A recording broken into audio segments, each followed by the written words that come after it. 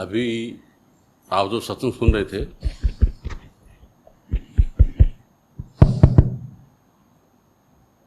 इसमें बहुत गहराई है। तो सत्संग प्रेमी हैं, उन्होंने बार बार सत्संग सुने हैं, इसलिए उनको समझ में आए होंगे इसकी गहराई क्या है।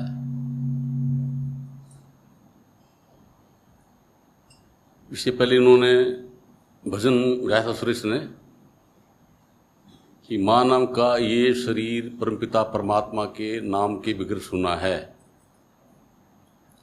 चाहे आप कितने भी सुंदर शरीर धारण किए हुए हैं, कितने बड़े विद्वान हैं, कितने भी बड़े धनवान हैं, कितने भी बड़े पद प्रतिष्ठा वाले हैं, ये सब इस संसार का कूड़ा है।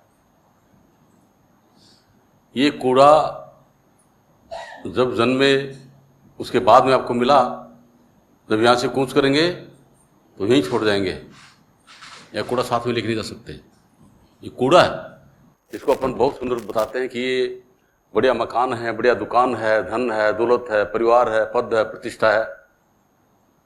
लेकिन जिस दिन कहा कि छोड़कर संसार जब तू जाएगा तो इनमें से कोई भी तेरा साथ नहीं निभाएगा। कोई चीज तेरे साथ निभाने वाली नहीं है। अगर राष्ट्रपति पद भी प्राप्त है तो भी जिस दिन मृत्यु का डंका बजेगा, यमदूत आके खड़ा होगा, राष्ट्रपति ये कहे कि नहीं मैं तो हिंदुस्तान का राष्ट्रपति हूं या अमेरिका का राष्ट्रपति हूं, मेरे इतने अंगरक्षक हैं, इतनी बड़ी मेरे पास सेना है, जो सुप्रीम कोर्ट के जज हैं, चीफ जस्टिस हैं और हैं, उनको भी की भी मैं नियुक्ति करता हूं, मुझे कैसे ले जा सकते हो? वो कहता है ये सब नकली हैं। जो चीज तूने यहां देखा, जो कुछ तैयार किया है, सब नकली है। यहां का था ये, जहां मैं आपको ले जा रहा हूं वहां पे ये चीज चलती नहीं है, जाना होगा। कोई उसका साथ नहीं निभा सकता।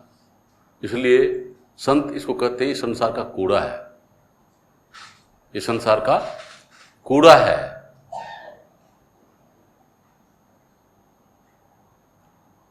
तो इसमें आगे क्या बताया जा रहा है? सत्य क्या है? काल ने ये मायावी रचना की, ये जड़ रचना है जिसमें अपनी मौजूदगी है, ये जड़ रचना है।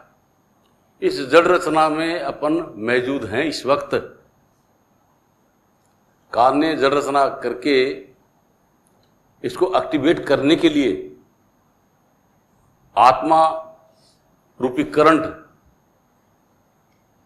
को परमपिता परमात्मा के दरबार से ला करके इसमें प्रवेश कराया, तो इसने फंक्शन किया। जैसे औजार बने हुए हों, लेकिन जब तक उसमें करंट प्रवाहित नहीं किया जाएगा तो किसी काम के नहीं, करंट के भी वो काम के नहीं है। तो यहां काल ने जितनी भी रचना की वो जड़ रचना है, उसमें अपने आप ताकत नहीं है। वो आत्मा की सत्ता से काम कर रहे हैं, नाम की सत्ता से काम कर रहे हैं। तो क्या बताया कि ये मनुष्य शरीर, इसके लिए क्या बताया है कि काल जब सत्पुरुष के यहां से इस चेतना आत्मा को इस जड़ संसार में लेके आया, तो उसने क्या किया कि 84 लाख प्रकार की योनियों बनाई और उनमें ऐसी व्यवस्था की कि इस आत्मा को कभी भी परमपिता परमात्मा की याद नहीं आ सके, कभी याद नहीं आए, भूल जाए उसको। तो सत्पुरुष ने देखा ये तो अनर्थ हो गया। ऐसे तो जो आत्मा काल की नगरी में गई वापस कभी आएगी नहीं। तो उन्होंने सत्पुरुष ने काल को हुक्म दिया कि भाई तुमको एक योनि और बनानी पड़ेगी, जिसको कहते हैं ये मानव जीवन, जिसको लेके बैठे हैं, चाहे बहनें हो चाहे भाई हो, ये तुमको और एक योनि बनानी होगी। तो ये 5 तत्व और 3 गुणों से परिपूर्ण योनि बनाई। काल ने, तो सत्पुरुष ने कृपा करके इसके अंदर अपनी ताकत रखी। उस ताकत को बोलते हैं नाम। वो हर इंसान के अंदर रखा हुआ है। वो रखा कहाँ है? कहा कि काया नगर में अधर एक बंगला था में गुप्त धरी। किसी काया के अंदर एक अधर बंगला है, मतलब जो इसे अटैच्ड नहीं है, अटैच नहीं है इससे, इसी काया के अंदर, उसके अंदर गुप्त रूप से वो नाम रखा हुआ है। गुप्त क्यों रखा? कि उसका भेद काल को भी नहीं है, काल को लगे भी नहीं, और न काल के एजेंटों को उसका भेद लगे, इसलिए उसको गुप्त रखा है ना। उसी जहाज में बिठा करके जितनी भी जीवात्मा हैं इनको परमपिता परमात्मा के दरबार में ले जाया जाएगा। वो है नाम, उसको बोलते हैं नाम। ठीक है, तो गुप्त रूप से रखा हुआ है वो। तो जैसे ही सत्पुरुष ने सबके अंदर वो नाम रखा, तो काल समझ गया कि उस मालिक ने कोई विशेष रचना इसमें की है, तो क्यों ना मैं अपनी रचना के अलावा और कोई रचना करवाऊं। वो रचना क्या किया? माइंड से रचना करवाई। माइंड से क्या बनवाया? पाप और पुण्य नाम की दो चीज बना दी। विश्व के प्रत्येक कार्य का कर्ता माइंड है। माइंड कार्य करता है। आत्मा या जीवात्मा कोई भी काम नहीं करती है। वो करंट है, वो लाइफ करंट है, वो काम नहीं करता है। तो मतलब बिजली न प्रकाश देती है, न पंखा जो है हवा जो दे रहा, न हवा देती है, न आवाज को बढ़ाती है। ये जो गुण है ये इंस्ट्रूमेंट के हैं। हवा देना, प्रकाश देना, आवाज को बढ़ाना, ये इंस्ट्रूमेंट के गुण हैं, करंट के गुण नहीं है। उसी हिसाब से विश्व के प्रत्येक कार्य को करना जो है ये माइंड का काम है, आत्मा काम नहीं है। लेकिन क्या कहा है कि आत्म भ्रांति से रोग नहीं, आत्मा को भ्रांति पैदा कर दी। आत्मा को इस मायावी जगत में मिला करके मायावी जगत में प्रवेश करके और भ्रांति पैदा कर दी। क्या भ्रांति पैदा कर दी? ये अपने आप को भूल गई कि मैं खुद कौन हूं और मेरा अपना कौन है। इसको भूल के जिसके संपर्क में आई है ना, उसको जिंदा कर दिया। माइंड के संपर्क में आई तो जड़ था, इसको जिंदा कर दिया। शरीर के संपर्क में आई, शरीर जड़ है, जड़ था, इसको जिंदा कर दिया। और ये भ्रांति पैदा हो गई इसके अंदर कि ये माइंड मैं ही हूं, ये शरीर मैं ही हूं, मैं परमपिता परमात्मा का चैतन्य आत्मा हूं। ये भूल गया। और परमपिता परमात्मा मेरा है, इसको भूल गया कि मैं यही हूं। इनका संग कर लिया और अपने आप को वो भी मान लिया। ठीक है, तो कैसे हुआ इसको साधारण तौर पे दर्शना देखिए मैं बताऊं आपको कि एक बार एक शेरनी ने जंगल में शेर के बच्चे को जन्म दिया और जन्म दे करके वो जंगल में चली गई, बच्चे को ही छोड़ गई। पीछे से एक भेड़ बकरी चराने वाला ग्वाला आया, उसने शेर के बच्चे को और भेड़ बकरी के साथ में मिला लिया। वो बच्चा बकरियों के साथ में घास भी खा रहा है, उनका दूध पी रहा है और उनके साथ में रह रहा है। एक दिन शेर ने उस बच्चे को भेड़ बकरियों के साथ में देखा। उसने सोचा शेर का बच्चा और भेड़ बकरियों के साथ में क्या अचंभा है। तो वो शेर जोर से दहाड़ा, उसकी धाड़ सुन करके ग्वाला भी भाग गया, भेड़ बकरियां भी भाग गई और शेर का बच्चा भी भागने लगा। तो शेर ने उस शेर के बच्चे को पकड़ लिया कि तू कहां जा रहा है? अरे ये तो भेड़ बकरियां हैं, ये तो डर के मारे भागेंगी, लेकिन तू तो शेर है। बोलो ना, बकरा हूं। अरे बकरा नहीं है, शेर है। वो ना मैं बकरा हूं। बोल तू रुक, पकड़ लिया उसको, जाने नहीं दिया।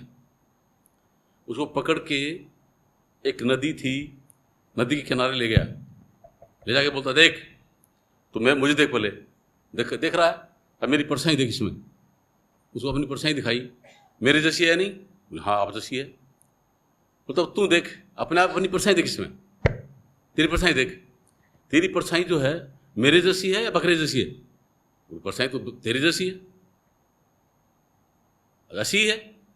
तो बोलो ऐसा है कि मैं दहाड़ता हूं, तू भी दहाड़। तो शेर दहाड़ा, तो भी तो शेर का बच्चा तो था, दहाड़ उसके अंदर थी, पहले मैं करता था, और वो दहाड़ जब दहाड़ा तो उसका रोम रोम खिल गया। शरत का अनुभव हुआ उसको कि मैं शेर हूं। तो वो बोलता है कि मैं बकरा कैसे हो गया था? वो बोलता है कि बोले बकरा नहीं हुआ था तो शेर, लेकिन तू भेड़ बकरी का संग करके तू अपने आप को बकरा मानने लग गया था। समझे? तो उसी हिसाब से मतलब क्या है कि है तो परमपिता परमात्मा की तनुर आत्मा, लेकिन इस माइंड और इस शरीर के संपर्क में आकर के अपने आप को माइंड और शरीर मानने लग गई। ऐसी अपने अंदर भ्रांति पैदा हो गई, ये भ्रांति पैदा हो गई है। और इसी भ्रांतिवश सब सुख दुख अनुभव करता है। अपने आप को क्या मानता है? कहा है सतगुरु रविदास महाराज क्या कहते हैं कि ओंकार कुदरत निरंकारी, सब में खेले आप खिलारी, न सर्वंगी न ब्रह्मचारी, न पुरुष न खुसरा नारी, न ज्ञानी न ध्यानी भाई, न मूर्ख न चत्र खाही, न बालक न व्रत कहावे, रूप न ऋग दृष्टि नावे, न वह जंगम न वह योगी, आप्या प्रसाद रस भोगी, सर्वव्यापी सबसे न्यारा, सब में व्याप्त होकर के भी सबसे न्यारा है। न बच्चा है, न बूढ़ा है, न विद्वान है, न मूर्ख है, न धनवान है, न गरीब है, सबसे न्यारा। ऐसी लीला है परमापारा, इस प्रकार की लीला है। ज्योति स्वरूप गिरधारी आप स्वयं चेतन है। परमपिता परमात्मा के परम आनंद में अगर मौजूद होंगे तो आनंदी हो जाएंगे।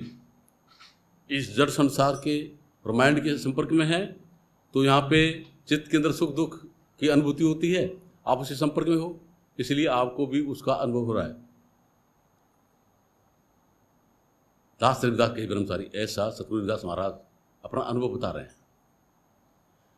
तो यहाँ विश्व के प्रत्येक कार्य का करता था माइंड, और इसने मान लिया कि ये विश्व के प्रत्येक कार्य को मैं कर रहा हूं, और जो कार्य है उसमें पाप और पुण्य नाम की चीज जोड़ दी कि ये काम पाप है, ये पुण्य है ना। तो पहले तो ये है कि ये विश्व के जितने भी कार्य हैं करने वाला माइंड है, इसको भ्रांति है। वो भ्रांति टूटे कैसे कैसे कैसे होगी भ्रांति? इसके लिए एक दृष्टांत देखिए, मैं आपको बताऊं कि एक बार एक पैसेंजर बंबई से ट्रेन में बैठा, उसको अहमदाबाद आना था।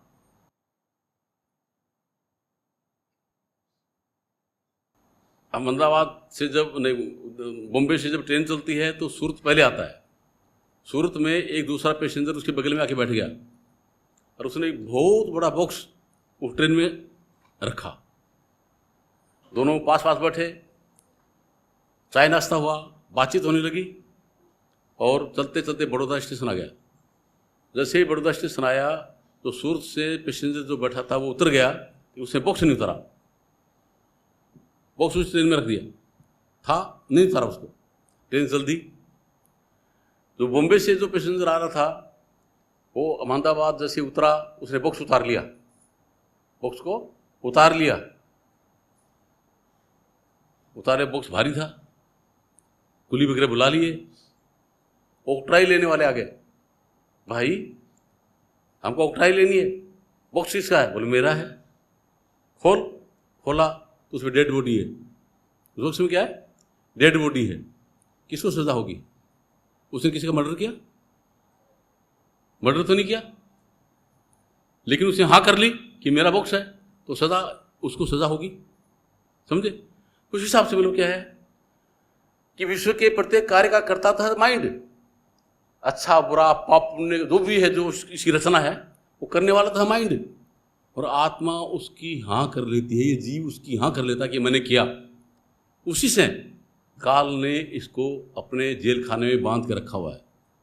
ये काल का बहुत बड़ा जेल खाना है। इसमें 84 लाख प्रकार की कैदे हैं, इसके अंदर इसको बंदीवान बना रखा है, जेल में डाल रखा है, कब्र में घुसा रखा है, ऐसा है।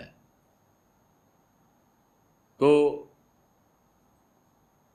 ये आत्मा के अंदर भ्रांति है, इस भ्रांति को तोड़ना है, वरना कभी आजाद नहीं हो सकती। तो पाप और पुण्य की जो इसने रचना की वो कैसा, इसकी भी पोल समझ लीजिए आप। माइंड ने रचना की, ऐसी रचना कि अगर अपने घर पे कोई भी आदमी चढ़ाई करके आ जाए तो अपन क्या करें, अगर उसको मार दें तो क्या होगा, अपनी जेल होगी, उम्र कैद हो सकती है, फांसी भी हो सकती है। और जो जिसके घर पे चढ़ाई करके आए वो ही आदमी अगर फौज में है, मिलिट्री के अंदर है, और हिंदुस्तान पाकिस्तान का जंग छिड़ा हुआ और उसके अंदर 1000 पाकिस्तानियों को मार दे वो, तो उसको परमवीर चक्र मिलता है। क्यों? अपने घर पे एक आदमी को मार दे तो उसको जेल, और वहां पे पाकिस्तान के बॉर्डर के ऊपर 1000 आदमी को मारता है उसके लिए परमवीर चक्र। क्या है ये मन गणित पाप और पुण्य है। Nothing is good, nothing is bad, simply the way of thinking, as you think so you become. ये माइंड ने ऐसी रचना की है और इसी से इसको मतलब बांध के रखा हुआ है, ऐसा सिस्टम बना हुआ है। ठीक है, फिर पाप पुण्य फंसा करके अब ये जो शरीर बना हुआ है जिसके अंदर विराजमान है ये जीव, ये अंधेरे से भरी हुई कोठरी है। जितनी भी 84 लाख योनियां हैं उनमें अंधकार है, अंधेरा भरा हुआ है, अंधेरा है। और जहां अंधेरा होता है वहां होता है भय, जहां पर भी अंधेरा होता है वहां पे भय होता है। तो भयभीत होकर के, है ना, इस माइंड ने क्या किया, रचना कर दी देवी की, देवता की, भूत की, प्रेत की। ठीक है, और अपने मन घड़त तरीके से भावनाएं प्रकट कर ली कि जाके रही भावना जैसी, प्रभु मूर्त घड़ली नहीं तैसी। उस तरह की परमात्मा की मूर्ति घड़ ली अपनी मर्जी के हिसाब से। ठीक है, तो मंदिर बना दिए, मस्जिद बना दिए, गुरुद्वारे बना दिए, गिरजाघर बना दिए, अनेक प्रकार की रचना कर डाली। इसमें फिर धर्म बना दिए। मेरी तरफ देखो, इसमें धर्म बना दिए। ईसा मसीह से आने पहले कोई ईसाई नहीं था, इंसान था। मोहम्मद साहब के आने से पहले कोई मुसलमान नहीं था, इंसान था। बुद्ध के आने से पहले कोई बुद्धिस्ट नहीं था, इंसान था। महावीर के आने से पहले कोई जैन नहीं था, इंसान था।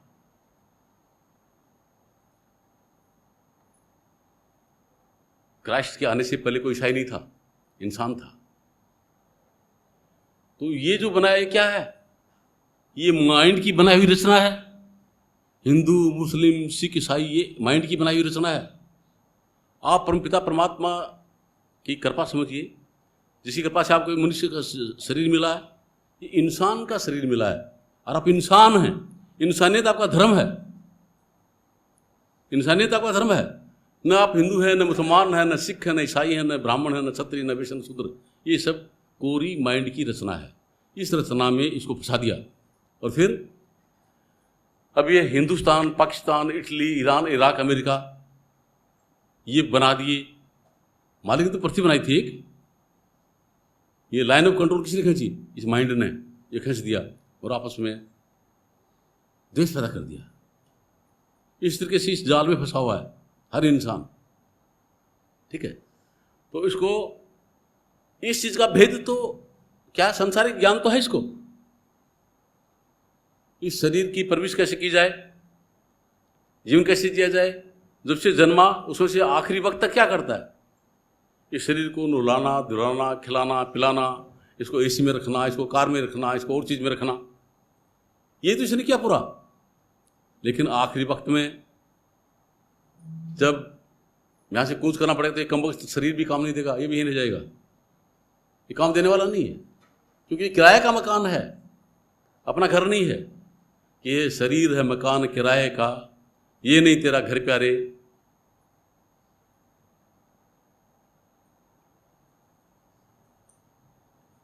ये नहीं तेरा घर प्यारे, ये तेरा घर नहीं है, किराए का मकान है। फालतू में अपने इसको बना रखा है कि ये मेरा मकान है। फिर दूसरा, तो रिश्ते हैं, रिश्तों की बात सुनिए, देखिए कैसे रिश्ते हैं। 1962 में जब हिंदुस्तान और चाइना का वार हुआ तो उसमें एक कोई फौजी, उसको मर्द घोषित कर दिया गया, उसके घर पे टेलीग्राम भेज दिया। आजकल तो लाश वगैरह आ जाती हैं, पहले वो नहीं आती थी। मर्द घोषित कर दिया, घर वाले रो लिए, पीट लिए, से कुछ हो गया। उसकी घरवाली जो थी उसके छोटे भाई के साथ में शादी कर दी, घरवासा हो गया, ठीक है।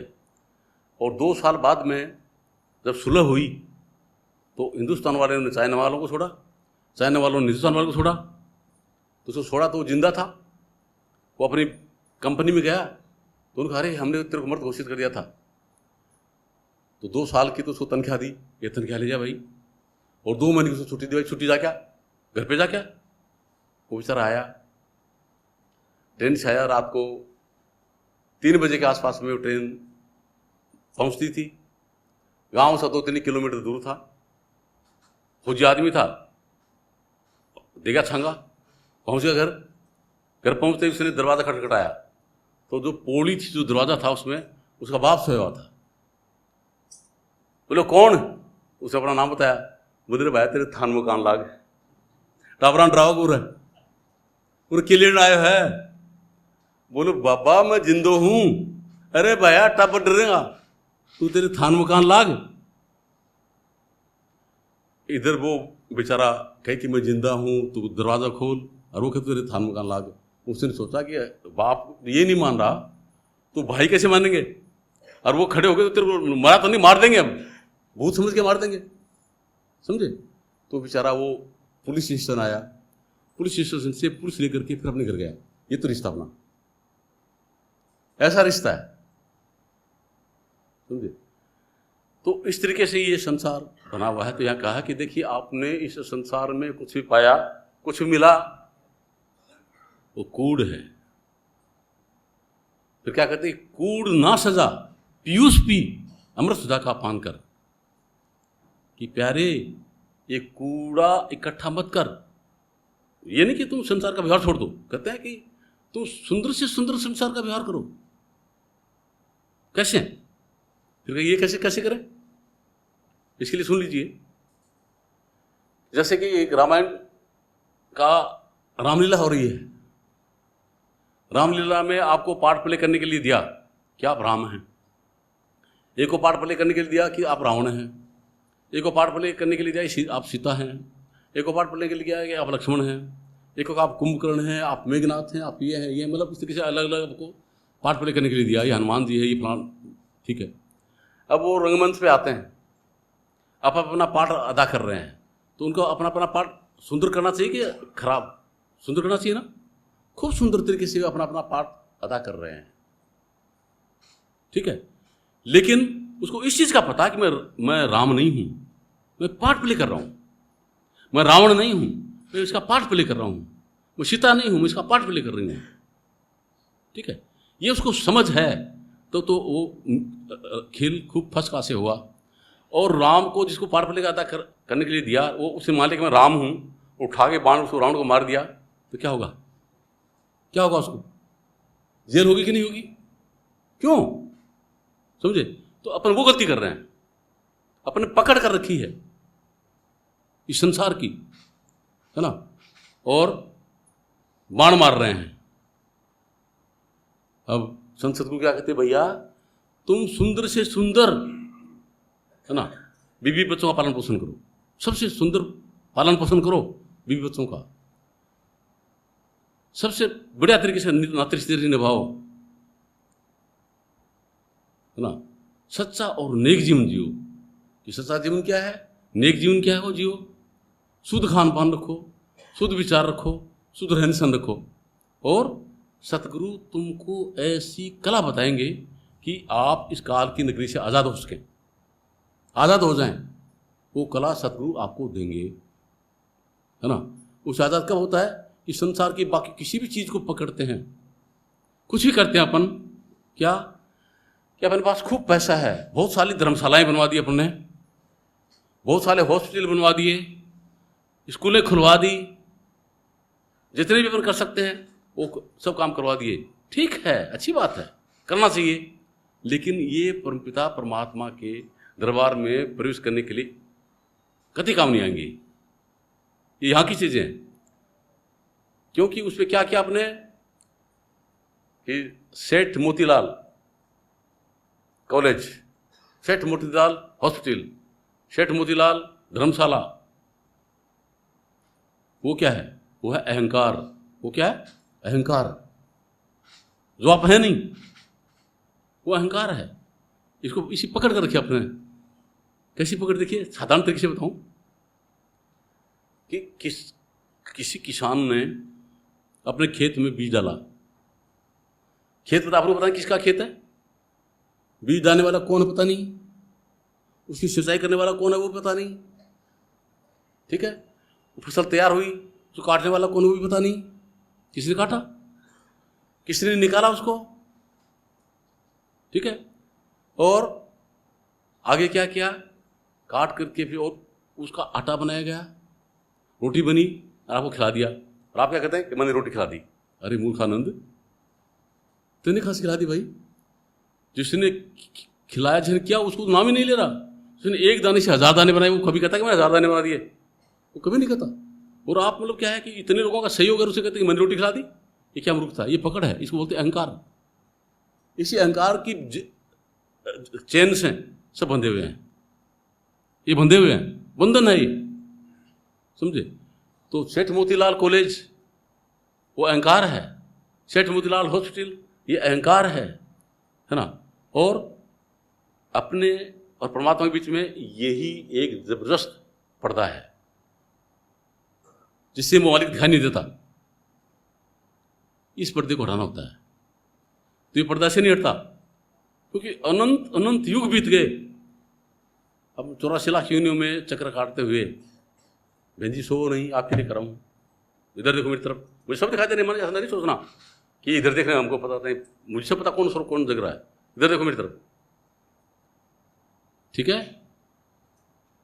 तो यह अहंकार है। इस अहंकार से आजाद कैसे होंगे? ठीक है, सत्य की अनुभूति तब होंगे जैसे उस शेर के बच्चे को की जो भ्रांति थी कि मैं बकरा हूं, कब दूर हुई? जब उसको अपना ये पता लगा कि मैं शेर हूं, तब भ्रांति दूर हुई। तो अभी मतलब क्या है कि आपको ये भ्रांति अभी ऐसे दूर नहीं होगी। जब आपको इस चीज का पता लग जाए कि मैं परमपिता परमात्मा का चेतन नूर आत्मा हूं, ये जब आपको इसकी अनुभूति होगी, तब पता लगेगा कि शरीर कोई अलग चीज है, माइंड कोई अलग चीज है, और मैं इसको सत्ता देने वाला सत्ताधीश परमपिता परमात्मा का चेतन नूर आत्मा हूं। ये आपको पता करना है। ये इस जीवन का मकसद है। इस जीवन का मकसद ये है ना। तो ये मकसद क्या है? इसके लिए घर बार छोड़ने की जरूरत नहीं, परिवार छोड़ने की जरूरत नहीं, है ना।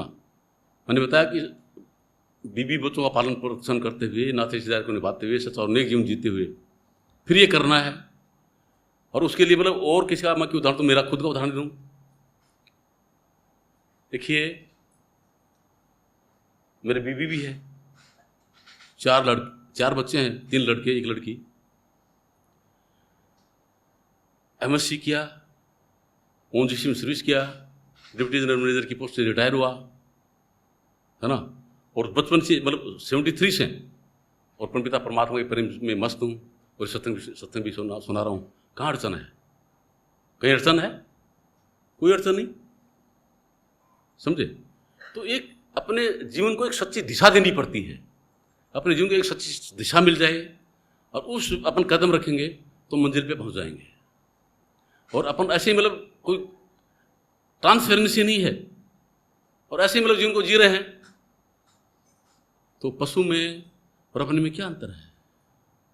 पशु को देख लीजिए, पक्षी को देख लीजिए, वृक्ष को देख लीजिए, है ना। वो क्या करते हैं, बच्चे पैदा करते हैं, घोंसला बनाते हैं। चिड़िया अपने बच्चों के मुंह में दाना देती है, पालती है, पोसती है। तो अपन भी अगर ये काम कर रहे हैं कि बच्चे पैदा कर लिए, बच्चे पैदा कर लिए, उनको पढ़ा दिया, लिखा दिया, पाल दिया, पोस दिया, फिर राम नाम सत्य हो गया, तो क्या अपने मेरे उसमें क्या अंतर है? ठीक है। फिर दूसरा, रही बात सत्य की, बहुत सारे लोग ऐसे मिलते बोले कि हमको क्या जरूरत है परमात्मा के भजन करने की, हमको कोई चिंता नहीं है, कोई चिंता नहीं है। ठीक है, हम सास बोलते हैं, कोई भय नहीं है, कोई इनकम टैक्स दौड़ा आ जाएगा, फलाना जाएगा, वहाँ जाएगा, क्या चिंता हमको। उनका भैया माफ करना, एक गधा खड़ा है रोड के ऊपर, झूठ बोलता है क्या? झूठ बोलता हो कभी? खड़ा है, उसको इनकम टैक्स की दरोड़ की चिंता, उसको गाड़ी वाले अपना गाड़ी टाल के निकाल के ले जाएंगे। ये जीवन नहीं है, जीवन कुछ और है। ये मतलब क्या है कि आप सच्चे हैं, नेक हैं, अच्छा है, जो बुरा नहीं चाहते, तो आपका बर्तन साफ है। ये बर्तन आपका साफ है। ये बर्तन साफ किस लिए किया जाता है? वो काम आपने नहीं किया, फिर क्या फायदा उसका? जैसे मतलब किसी को खीर बनानी है और जिस बर्तन में खीर बनानी है उसमें कढ़ी लगी हुई है, तो कढ़ी लगी हुई बर्तन के अंदर आप दूध डालेंगे, चावल डालेंगे, काजू किशमिश बादाम वगैरह के सरिश्ता डालेंगे, तो खीर पकेगी नहीं, फट जाएगा। ठीक है। तो क्या है कि पहले बर्तन को आपको खीर बनाने लायक बनाना है, उसको साफ करके चमकाना है। तो बर्तन खीर बनाने लायक बन गया, चमक गया, और आपने उसको छोड़ दिया, तो खीर बन गई क्या?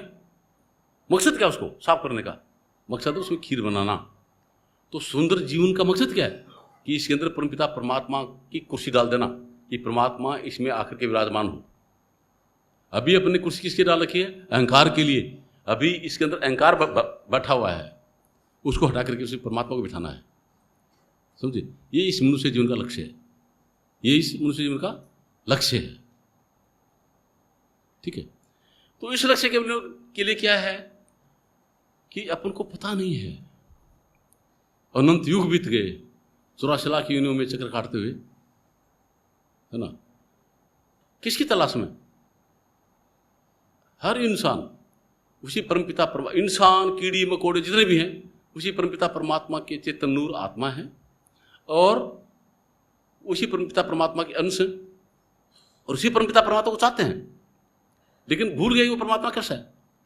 तो उसका अपने अंदर कोई चीज रुकी हुई है, वो है आनंद।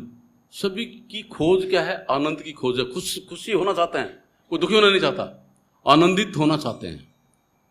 उसी आनंद की खोज में अनंत युगों से 84 लाख योनियों का सहारा लेकर के इस मायावी संसार के अंदर चक्कर काट रहे हैं। लेकिन आज तक किसी को भी, चाहे कोई डिक्टेटर बादशाह हुआ हो, चाहे कोई सबसे बड़ा साइंटिस्ट हुआ हो, सबसे बड़ा विद्वान हुआ हो, है ना, उसको उस आनंद का लवलेश भी नहीं मिला, क्योंकि वो बाहर है ही नहीं। मिलेगा कैसे? वो बाहर नहीं है, सब कुछ अंदर है। बाहर नहीं, बाहर ढूंढे सो भूल भुलाई। बाहर तो आपको भ्रम होता है कि ऐसा हो गया, वो आपके अंदर है। आपके अंदर, आप मतलब कौन? चेतन आत्मा। अब ये कहे कि आपके अंदर वो कोई मान लीजिए शरीर है, तो शरीर को ऑपरेशन करके देखिए आंखें मिले, क्या मिलेगा इसके अंदर? खून मिलेगा, टट्टी पेशाब मिलेगा, मांस मिलेगा, हड्डियां मिलेंगी। परमात्मा क्या मिलेगा इसमें? अगर कोई माइंड का ऑपरेशन करके देखे, उसमें क्या है? कुछ नहीं, उसमें से नहीं मिलने वाला। समझे? ये कोई जिसने प्रयास किया तो ऐसे फल रहा, ऐसे नहीं मिलने वाला। वो कैसे, इसके लिए मैंने कई बार आप लोगों को बताया है, साधारण तरीके से समझने के लिए। जैसे एक नारियल है, नारियल अपने आप में एक यूनिट है। उस नारियल में क्या है कि ऊपर डाढ़ी है नहीं? डाढ़ी है, क्या डाढ़ी में तेल है क्या तेल? नहीं ना। वो डाढ़ी किस पे चिपकी हुई है? टोक्सी पे चिपकी, जिसको सेल बोलते हैं इंग्लिश में, और हिंदी में इसको एक टोक्सी मान लेते हैं अपन। उस टोक्सी पे चिपकी हुई है। उस टोक्सी में तेल है क्या? नहीं, तेल कहाँ है? उसके अलग, उससे अलग, उसके अंदर बजरी है, वो क्या है? गठ। क्या है वो? गठ है, और गठ के अंदर तेल है। समझे? तो ये शरीर है डाडी, ये माइंड है, वो सेल, ये जड़ है, और जिसमें परमात्मा वो है आत्मा, वो है आत्मा।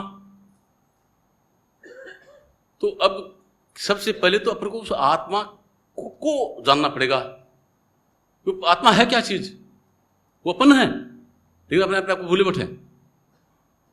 ठीक है, अपने आप को शरीर मानते हैं अपन, माइंड मानते हैं अपन।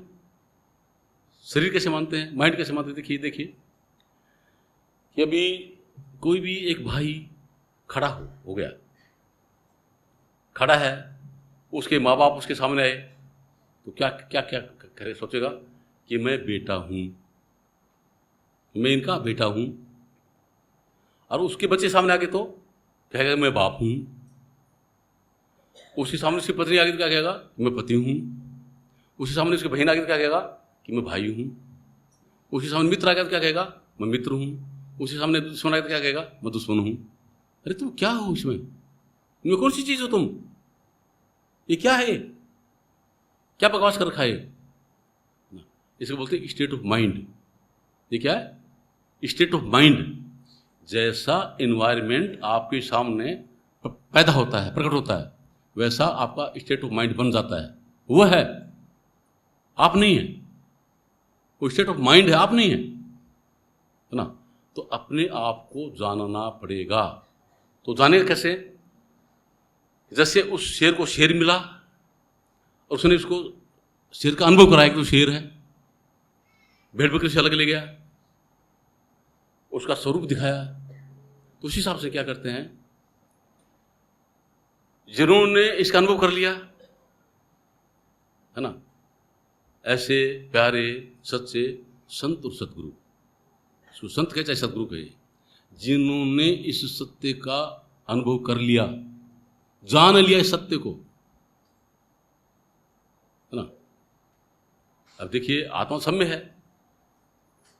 कहा कि सब घट मेरे साइया, खाली घट ना कोई, बलिहारी वहां घट की जहां घट प्रकट हुई। इस सब के अंदर परमपिता परमात्मा विराजमान है। ऐसा कोई घट नहीं जिसमें परमात्मा विराजमान नहीं है, समझे। लेकिन जिसके अंदर वो प्रकट हो गया उसको धन्यवाद है, और बाकी जिन्होंने प्रकट नहीं किया वो बर्बाद है, वो बर्बाद है। जबकि परमात्मा सब में है। तो उस परमपिता परमात्मा का सच्चा नाम जो है, उस मार्ग ने खुशी से कृपा करके सबके अंदर रखा है। जैसे कहा है, दूध जो है, दूध के अंदर घी है, लेकिन जिस भाई बहन ने दूध के अंदर घी का अनुभव नहीं किया हो, वो कहेगा दूध में कहाँ घी? ये तो दूध है, इसमें रोटी चुपड़ती नहीं है, इससे पूरियां पकती नहीं है, दूध से कहाँ पकती है? ठीक है। लेकिन जिसने दूध के अंदर घी को देख लिया, वो जानता है कि हाँ इसमें घी है। वो क्या करेगा? दूध को गर्म करके उसको दही बना करके और उसको भिगोएगा, उसमें मक्खन निकालेगा, उसको गर्म करेगा, घी निकालेगा, उसको दिखाए, ठीक है, और निकाल करके अब उस घी से रोटी भी चौपड़ सकते हो, पूरी भी बना सकते हो। बनेगा नहीं बनेगा? तब से भ्रांति दूर होगी, ऐसे भ्रांति दूर नहीं होती। लेकिन अब क्या है कि इसमें भी भेद है कि उसने घी किस से निकाला? दूध में से। किस में से निकाला? दूध में से। और वो क्या करता है कि घर पे और मटका भरा पड़ा है चूने के पानी का, कैसा है? सफेद दूध वर्गा, और उसमें लेके झिरनी लगे यूं, मक्खन निकलेगा क्या? निकलेगा? निकल सकता क्या? कभी नहीं। घी निकलेगा दूध में से, उसमें से नहीं निकलेगा, समझे। तो एक रचना माइंड की है, असली रचना परमात्मा की है। तो जो माइंड की रचना है वो चूना है, चूने का पानी है। उसको घी निकालने के लिए मतलब क्या है? मंदिर में जाते हैं, मस्जिद में जाते हैं, गुरुद्वारों में जाते हैं, गिरजाघर में जाते हैं, वेद पढ़ते हैं, पुराण पढ़ते हैं, कुरान पढ़ते हैं, बाइबल पढ़ते हैं, सत्संग सुनते हैं, समझे? ये माइंड की कसरत है, आत्मा की कसरत नहीं है ये। वो चीज इसे न्यारी रह जाती है। कितने साल आपको सत्संग सुनते हो जाए, उसका अनुभव नहीं, ऐसे नहीं अनुभव होगा। उसके लिए तो प्रैक्टिकल प्रोसीजर है, उस प्रैक्टिकल प्रोसीजर को कोई फॉलो करेगा तो उस चीज सत्य को जान पाएगा। ऐसे नहीं होगा, वो चीज ऐसे नहीं होती। अभी है सबके अंदर, और मंदिरों में, मस्जिदों में, गुरुद्वारों में, गिरजाघरों में उन्हें ढूंढ रहे हैं कि वस्तु कहीं ढूंढे कहीं, किस विदावे हाथ, कह कबीर तपाइए जब भेदी लीजिए साथ, कि वस्तु रखी कहाँ है, ढूंढ कहाँ रहे, मिलेगी कैसे, है ना?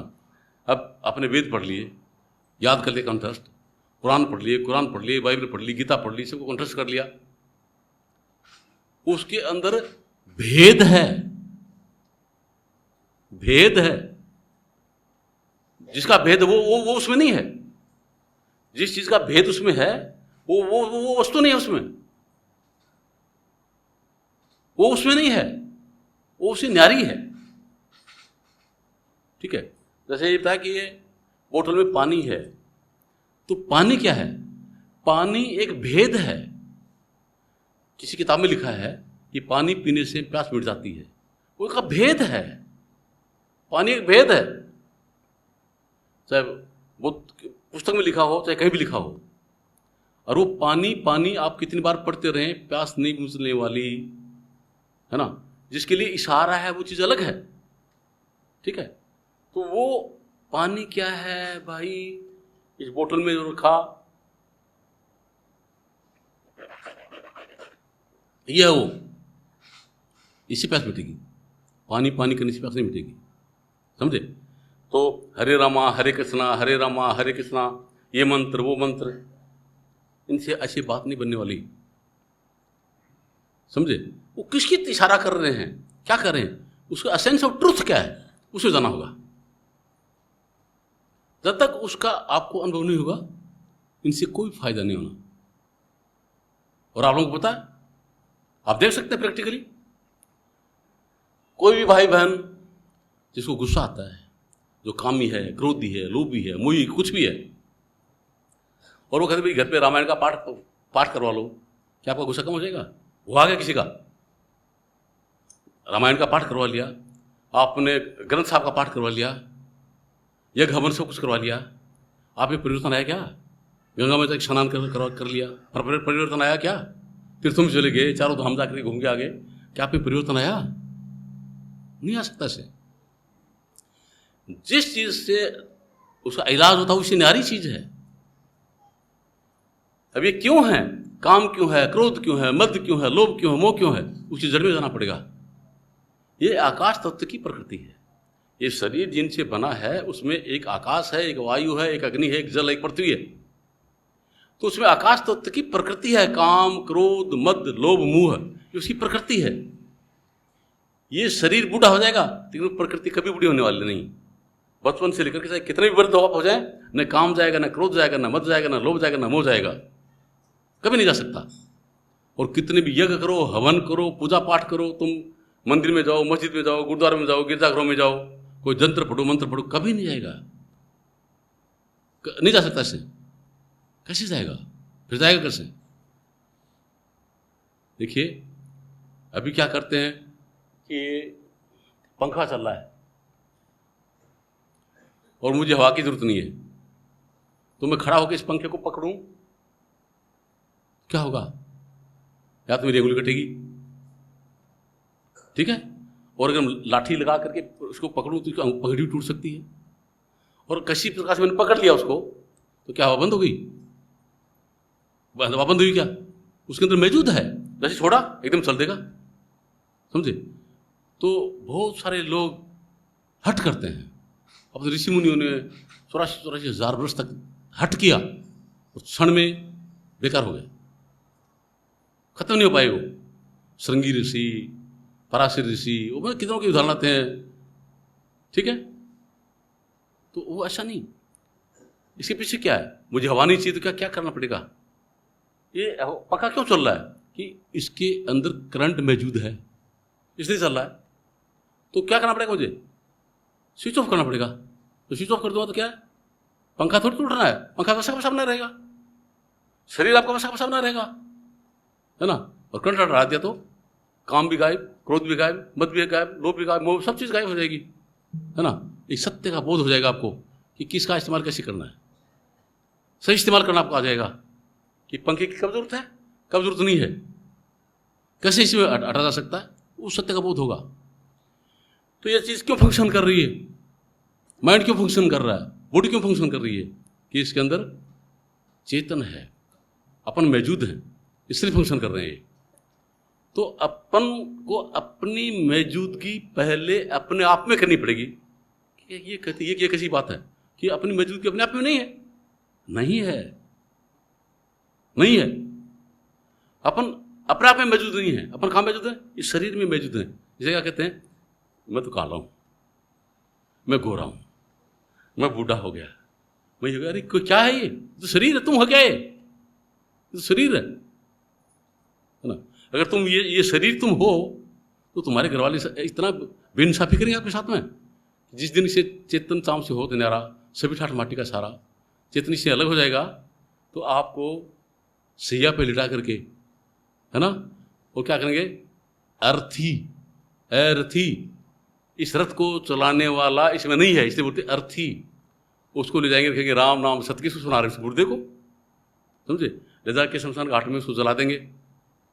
ऐसे बेइंसाफी करेंगे क्या घर वाले, अगर अपनी शरीर हो तो। लेकिन ये अपन नहीं है, लेकिन मानते हैं कि ये हूं, ठीक है। ऐसे माइंड को मानते हैं कि मैं ये हूं, ठीक है। तो इसको बोलते हैं स्वप्न माया, कि जो है नहीं लगता है, उसको माया बोलते हैं। तो हकीकत में है नहीं, उसका there is no existence of maya, it simply appears, समझे, ऐसा लगता है, उसको माया कहते हैं, उसको माया कहते हैं। वो अपन वास्तव में नहीं है, लेकिन लगता कि है ऐसा। उदाहरण के तौर पे देखिए कि रात को अपन सैया पे गए,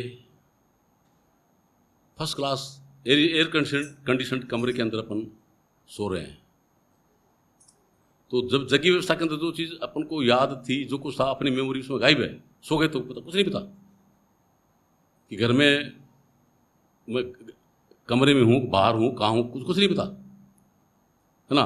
घर में क्या काम है क्या नहीं, ऑफिस में जाना है कि नहीं जाना, कुछ भी पता नहीं है, सो गए।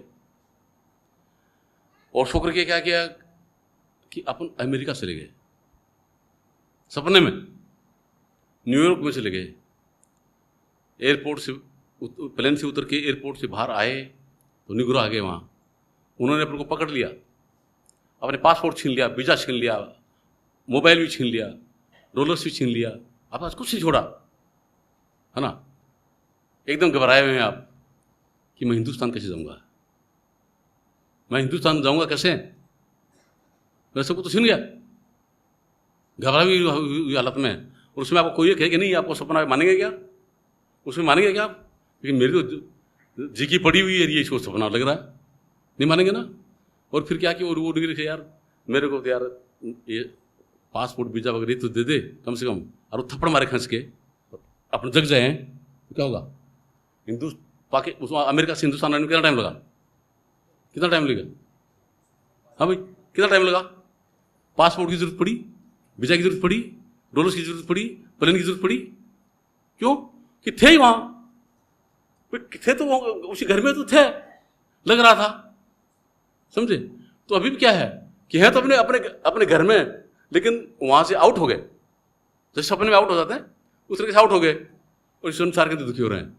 तो संतों का काम सिर्फ ये आपको जगाना है, जगा दिया आपको, एकदम सत्य सामने प्रकट हो जाएगा, ये सत्य है, और जो सपने में लग रहा है वो माया है,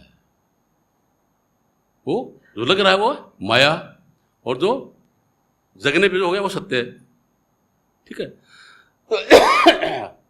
संत किसी को प्रभावित नहीं करते, सबको प्रकाशित करते हैं, जगाते हैं, उसके अपने अज्ञान और अंधकार को हटा करके उसमें सत्य में मौजूद करते हैं। ये सत्य है, उसका खुद अनुभव करो, उसका खुद अनुभव करो।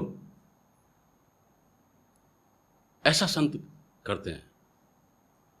इसके लिए देखिए दृष्टांत आता है राजा जनक का। राजा जनक इतने बड़े राजा थे, रात को सोए, सपना आया उनको, वो भिखारी हो गए हैं। भिखारी भिक्षा मांगने के लिए गए हैं,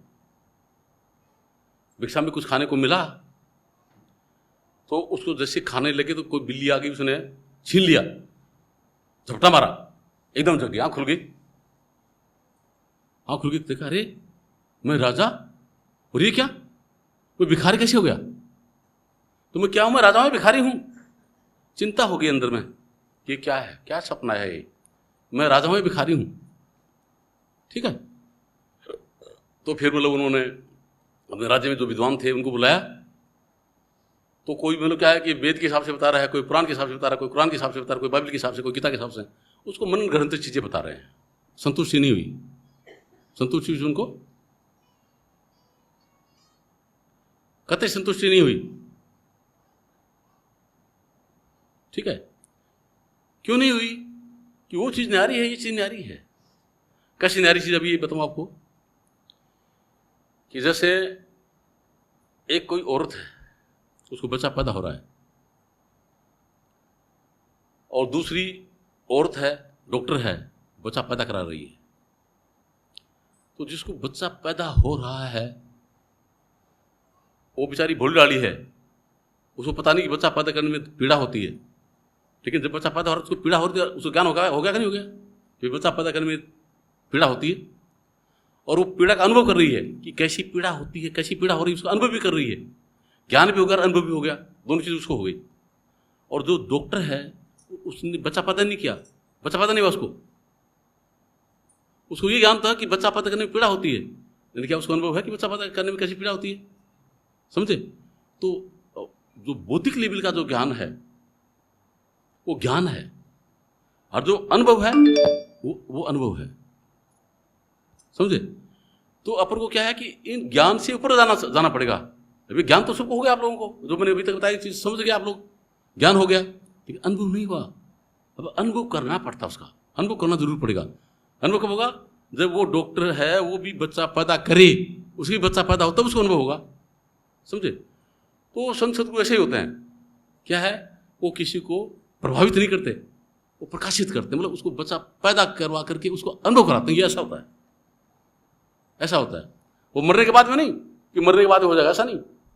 अभी इसी जन्म में जो तरीका बताते हैं उस तरीके से अभ्यास करेंगे तब वो ऐसा होता है।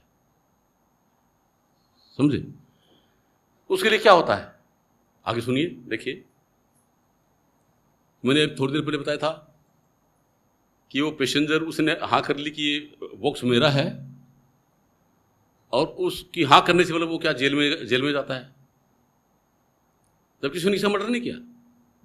तो इस जीव ने कभी भी कोई भी मर्डर नहीं किया, कोई भी पाप और पुण्य नहीं किया, लेकिन हाँ करने की वजह से मतलब क्या है कि काल ने 3 तरीके के कर्म बना रखे हैं, 3 तरीके के कर्म बना रखे हैं। एक को बोलते हैं क्रियायमान कर्म, एक को बोलते हैं प्रारब्ध कर्म, एक को बोलते हैं संचित कर्म। तो क्रियायमान कर्म क्या होता है? साधारण भाषा में समझिए, इस समय फसल जोतने का टाइम आ रहा है खेत में, तो किसान स्वतंत्र है कि अपने खेत में इस मौसम का कौन सा बीज डालना है, इसमें गेहूं डालना है या इसके अंदर चना डालना है या इसके अंदर सरसों डालना है, कौन सी चीज़ इसमें डालनी है, उसके लिए किसान स्वतंत्र है। तो जिस काम को करने के लिए अपन स्वतंत्र है उसको क्रियायमान कर्म कहते हैं। क्या बोलते हैं उसको? क्रियायमान कर्म कहते हैं, जिस काम को करने के लिए स्वतंत्र है उसको। ठीक है, फिर क्या किया कि खेत में बीज डाल दिया, कुछ भी डाल दिया आपने, जौ डाल दिया तो जौ पैदा होगा, गेहूं डाल दिया तो गेहूं पैदा होगी, चने डाले तो चना पैदा होगा, सरसों डालते तो सरसों पैदा होगी, है ना। जो आपने बोया वही चीज फसल पैदा होगी, उसको नहीं बदला जा सकता। ठीक है, तो उसको बोलते हैं प्रारब्ध कर्म। तो क्या बोलते हैं उसको? प्रारब्ध कहते हैं उसको, और फिर फसल पैदा हुई, फसल काट ली, ठीक है। तो आपने क्या किया कि अगर आपको गेहूं की जरूरत है, आपने सरसों निकाली खेत में, तो सरसों बेच के गेहूं ला सकते हो, आप ला सकते हो, उसमें फिर स्वतंत्र हो। लेकिन अगर आपने अपने कुठले में, कोठी में और सरसों भर लिया, तो उसको क्या बोलते हैं, संचित, वो संचित हो गया। तो उस कोठी में से क्या निकालोगे, क्या निकलेगा, सरसों। जो आपने संचय किया वो चीज निकलेगी उसमें, उसको संचित कर्म बोलते हैं, ठीक है। तो जितने भी जन्म जन्मांतर के जो संस्कार हैं, जन्म जन्मांतर के जो कर्म हैं, उनकी रिकॉर्डिंग अंदर में बैठा काल कर रहा है। वो चित्रगुप्त बोलते हैं, वो अंदर में रेखाएं वो खींचता रहता है। जैसे वो लोग कैसे, अब मैं बोल रहा हूँ, कोई टेप कर रहा होगा, तो टेप के अंदर वो उसका इंप्रेशंस पड़ रहे हैं, और उसको लगाओगे तो वही चीज बोलेगा वो, तो मैं बोल रहा हूँ, समझे। तो चित्त के अंदर इंप्रेशंस पड़े हुए हैं जन्म जन्मांतर के, ठीक है। उस इंप्रेशंस पड़े हुए हैं, उसको संचित कर्म बोलते हैं। इसमें ये काम अधूरा रह गया, ये हो गया, ये अधूरा रह गया, ये हो गया, ये अधूरा रह गया, इससे मेरी मित्रता थी, इससे दुश्मनी थी, इससे ये था, ये सब चीजें उसके अंदर हैं। अब क्या होता है कि वो कैसेट तैयार है ना, लेकिन उसके लिए एक सर्टेन अमाउंट ऑफ करंट चाहिए, उसको प्ले करने के लिए करंट चाहिए। तो उतना करंट नहीं जितना उसके लिए चाहिए। वो कब मिलता है, जिसमें मृत्यु होती है। तो पूरा का पूरा जो लाइफ करंट है, ये सिमट करके हाथ पांव सुने हो जाते हैं, धड़ सुना हो जाता है, सब सुने करके यहाँ आ जाता है। और यहाँ बाईं तरफ काल का कनेक्शन है, जहाँ पे वो संचय है, जहाँ पे संचित कर्मों का भंडार है, उधर ये पूरा का पूरा करंट जाता है, और वो किसी सामने आना प्रकट हो जाता है, प्रकट हो जाती है, ठीक है। तो उस मेरा तो उस जन्म में ये काम बाकी रह गया था, उस जन्म में ये काम बाकी रह गया था, उसे ही लेना था, ये देना था। तो जो अपन मांगते हैं, जो काम करना मांगते हैं, काल उसी हिसाब से आप लोग आगे जीवन दे देता है। जाओ, ये काम तेरा मनुष्य जीवन में पूरा होगा, मनुष्य का जीवन मिल गया। ये काम तेरा पशु जीवन में पूरा होगा, तो पशु की योनि दे दी। ये पक्षी में होगा, पक्षी की दे दी। कीड़ी में होगा, मकोड़ी में होगा, सांप में होगा, घेरे में, किसी में होगा, वो उसको योनि मिल जाती है। इस तरीके का सिस्टम बना हुआ है, ठीक है। और इस सिस्टम के अंदर चक्र काटते हुए अपन को अनंत युग बीत गए हैं, अनंत युग अपन को बीत चुके हैं। अनएंडिंग प्रोसेस है, कभी इसका अंत नहीं हो सकता, ठीक है।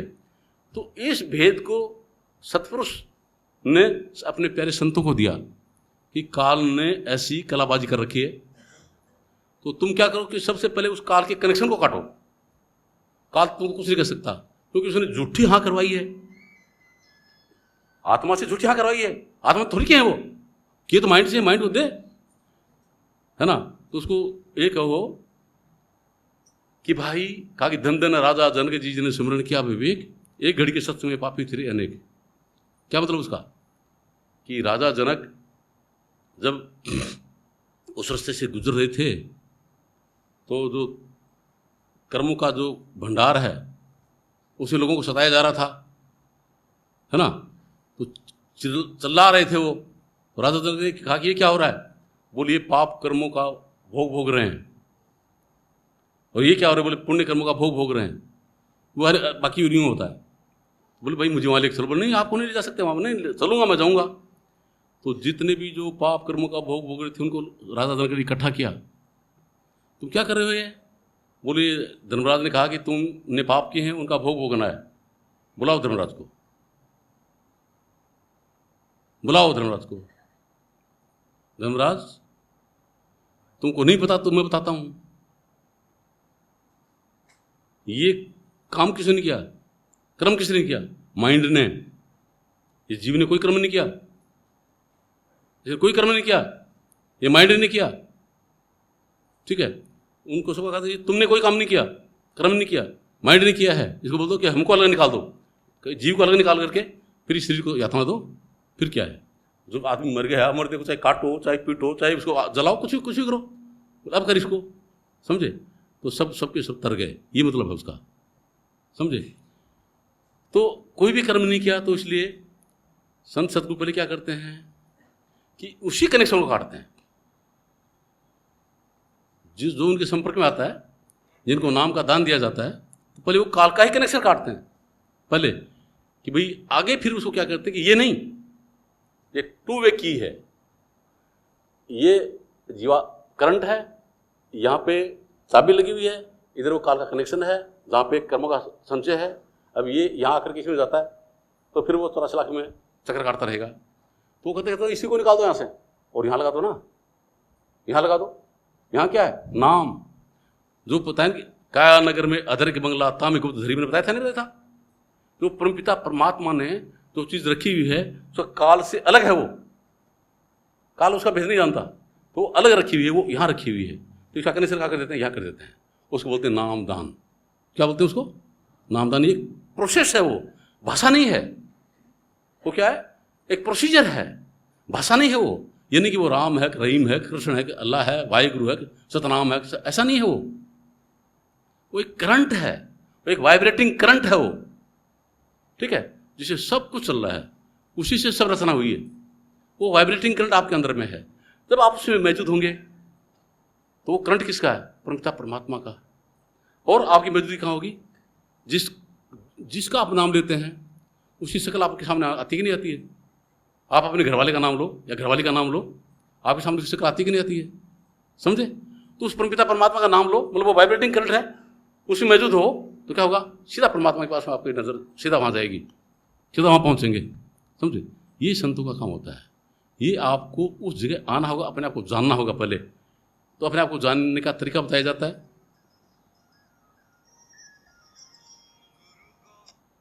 हेलो सत साहिब। सत साहिब, अभी मैं सत्संग में हूं अभी। हाँ सत साहिब, सत्संग में हूं अभी। हैं सत साहिब?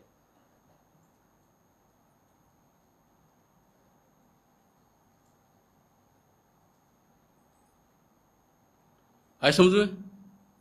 ऐसा सिस्टम है ये।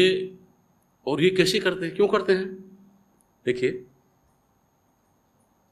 आपका बच्चा है, खेल रहा है और बाहर काला सांप खड़ा है, फन लगा कर खड़ा है।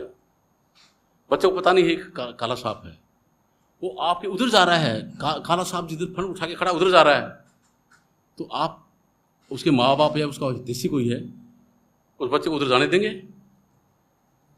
आपने देख लिया तो जाने देंगे क्या? आप तुरंत उसको पकड़ेंगे? नहीं जाने देंगे। बच्चे को पता नहीं है, तो आप बच्चे हैं, आप लोगों को पता नहीं है, ठीक है? तो क्या है कि सुखिया सब संसार है, खावे और सोवे, दुखिया दास कबीर है, जागे और रोवे। ठीक है?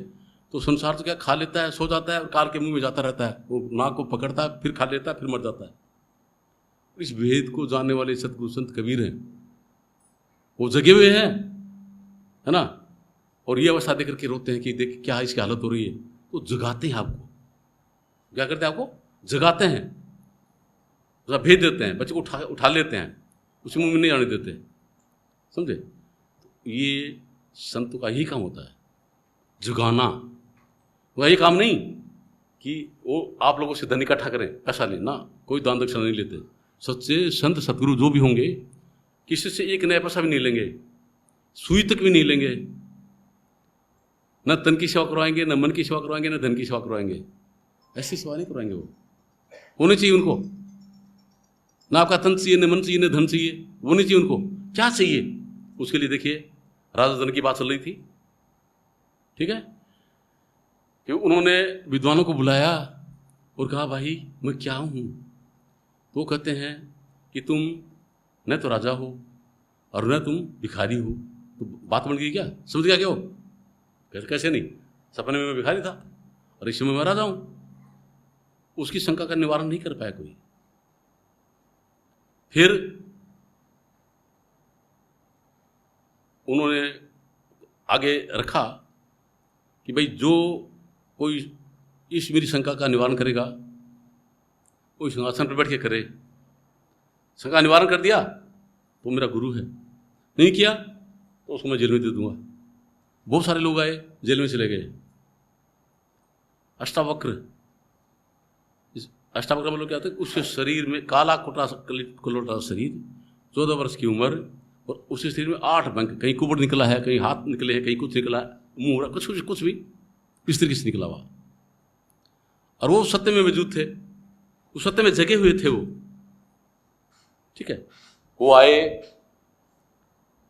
आकर के क्या देखते हैं, गेट पे आए, संतरी मिले, कहाँ जा रहे हो? बोले मुझे सभा में जाना है। किस लिए? बोला तो ज्ञान देने के लिए। लोग हंस पड़े, नहीं जाने दिया उसको। वो संघर्ष में जाना है। वो कहिए ये देखो इतने बड़े विद्वान वो लोग बैठे हैं, वो नहीं कर, ये क्या करेगा? तो हल्ला गुल्ला मचा। राजन को सुनाई दिया कि क्या बात, बोले ऐसे ऐसे कोई वो आना चाहता। बोले उसको आने दो भाई, क्यों रोक रहे हो? जो गए तो जो लोग बैठे थे उनके अष्टावक्र को देख रहे, खिलखिला के हंस पड़े, हंस दिए सब।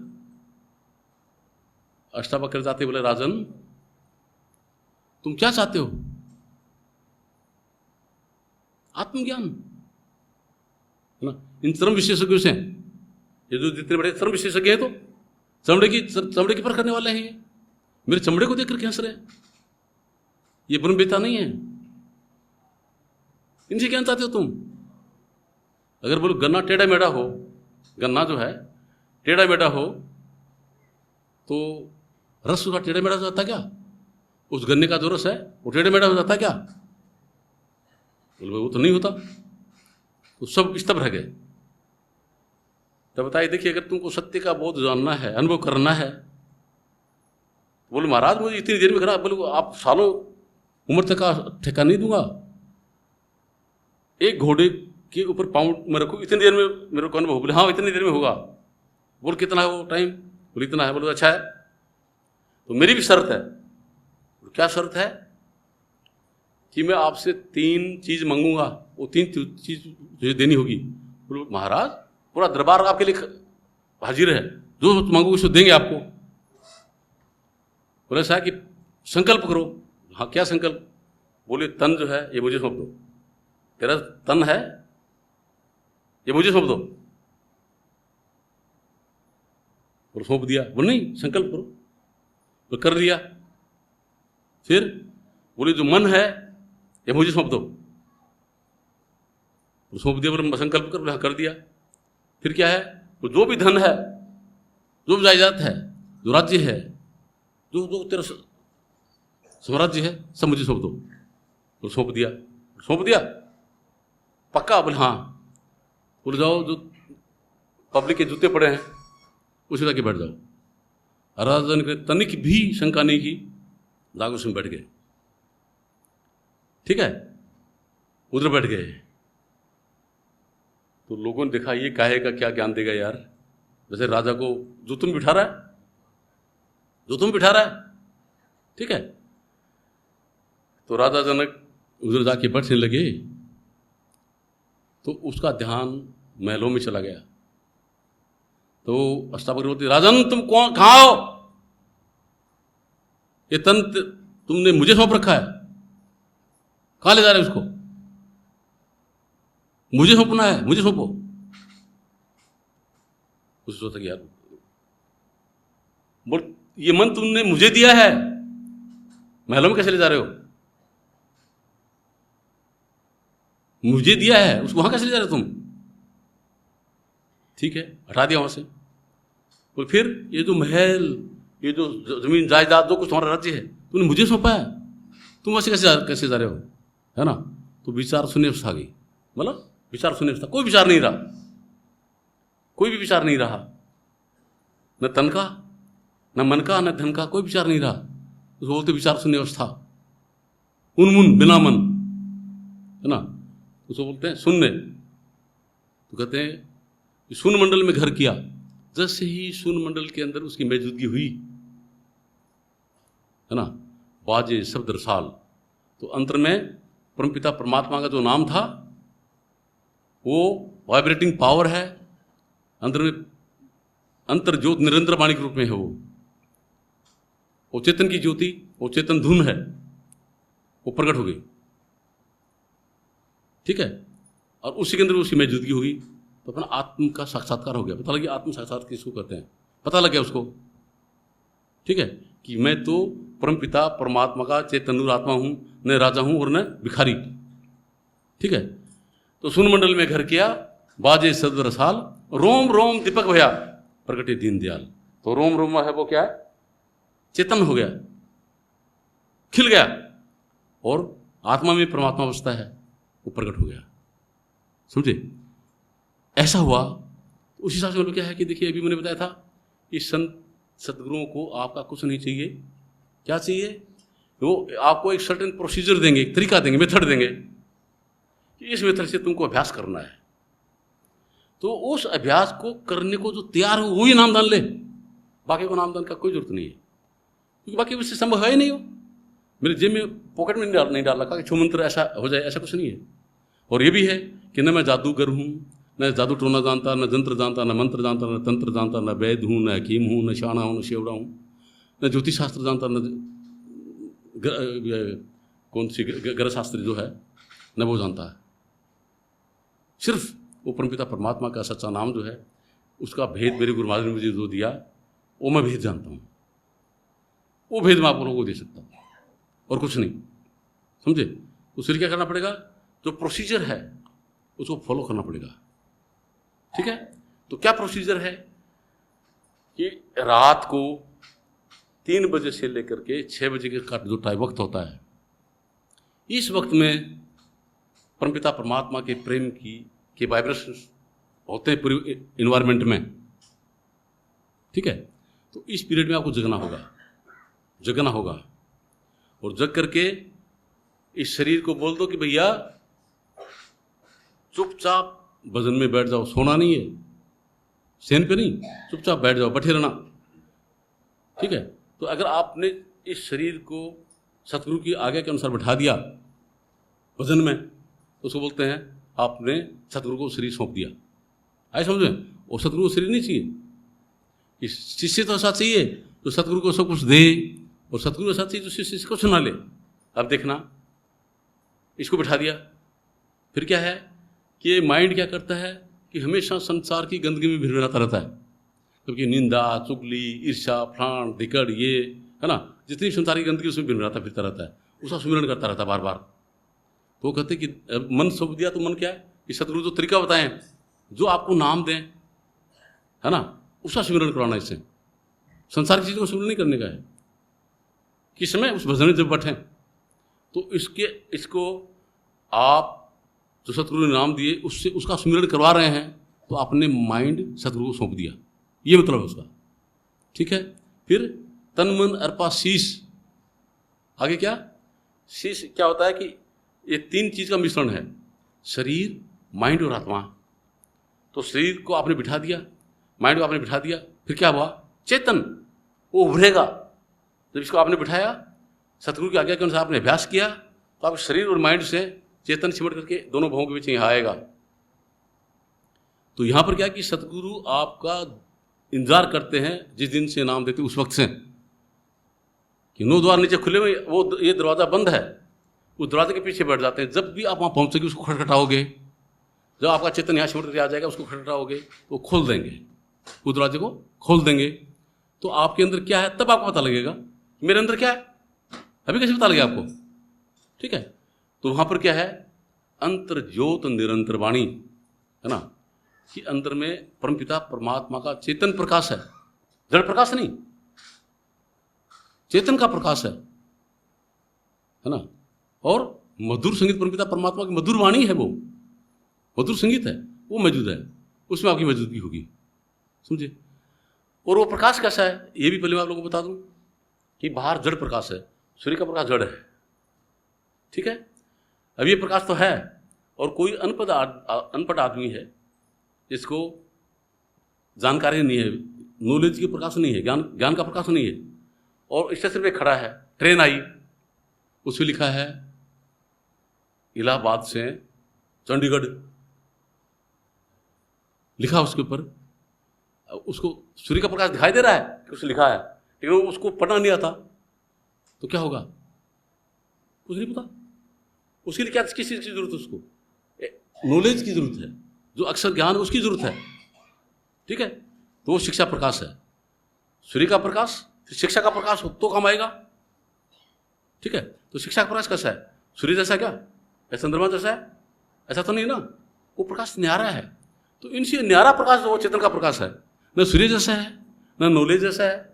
सूर्य का और नॉलेज के प्रकाश से अलग प्रकाश, अलग है वो प्रकाश, वो है अनुभव।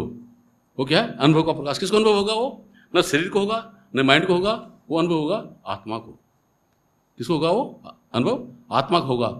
तब आत्मा जगती है, तब आत्मा जगती है, और उसके अंदर परमपिता परमात्मा स्वयं मौजूद है। ठीक है, और परमपिता परमात्मा के मौजूदगी का उसको अनुभव हो जाएगा और हमेशा हमेशा के लिए निहाल हो जाएगा। सत्य है।